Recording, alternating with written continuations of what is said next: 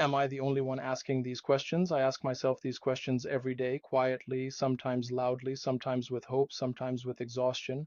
Am I stuck in the West, or am I simply surviving here while my heart is stranded somewhere along the Nile in South Sudan? Am I the only one overthinking my life, my purpose, my responsibility to a country that raised me but could not keep me?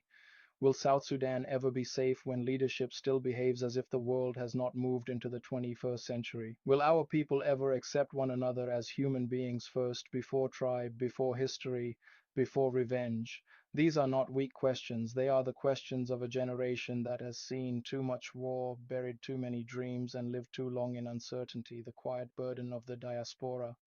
Living in the West is often described as making it, but for many South Sudanese in the diaspora, especially those in their 40s and beyond, it is not a victory parade. It is a waiting room, a place where we gain skills, knowledge, exposure, and creativity while watching our homeland struggle to breathe. We learn how modern systems work, how institutions are built, how accountability functions, how diversity coexists without violence.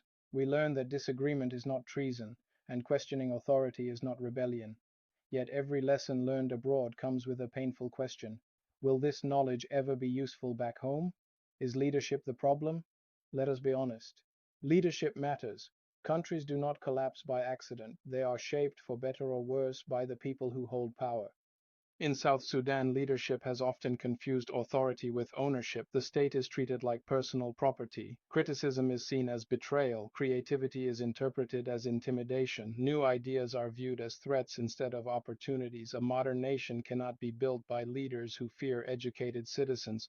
Progress cannot happen where questioning is criminalized and innovation is punished.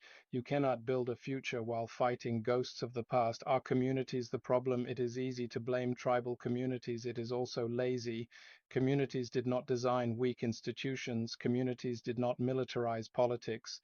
Communities did not normalize violence as a language of governance. Ordinary people want the same things everywhere: safety, dignity, opportunity, and a future for their children. Tribal identity became a weapon because the state failed to create a stronger national identity. When citizenship brings no protection, people retreat into what feels safe. That is not culture, that is survival.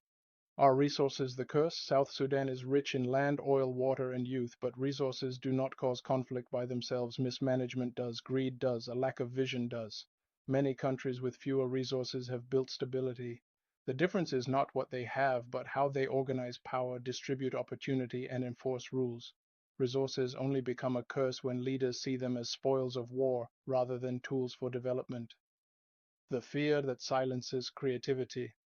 One of the most painful realities is this: creativity in South Sudan is often treated as rebellion. If you speak too intelligently, you are dangerous. If you ask too many questions, you are suspicious. If you propose new systems, you are challenging authority. How do you work in such an environment? How do you innovate when guns speak louder than ideas? How do you contribute when silence is safer than truth? A society that fears thinkers eventually runs out of solutions. Time is not on our side. I am in my mid 40s. Like many others, I count time differently now. 20 years to retirement, 20 years of energy, clarity, and creative strength left. The real fear is not aging. The real fear is becoming irrelevant to the very country that needs us most. What if we retire with knowledge that never crossed borders? What if our creativity dies in exile? This is not about money. It is about meaning. Am I the only one feeling this way? No, you are not. There are thousands like you: engineers, doctors, teachers, artists, technologists, thinkers, and builders scattered across the world, quietly carrying guilt, hope, anger, and love for a country that feels both home and foreign. Many are waiting for permission that will never come. Others are waiting for safety that may take time. But waiting alone is not a strategy. How do we get out of this mud? We must be honest. No single hero will save South Sudan. No overnight miracle will fix decades of damage, but progress begins with shifts, not explosions.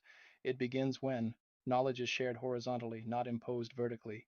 Youth are empowered economically, not mobilized militarily. Dialogue replaces fear. Systems become stronger than individuals. Citizenship becomes more powerful than tribal affiliation. The diaspora does not need to return physically all at once. Contribution today can be digital, intellectual, economic, and strategic. Mentorship, remote collaboration, education platforms, business investment, storytelling, and documentation all matter.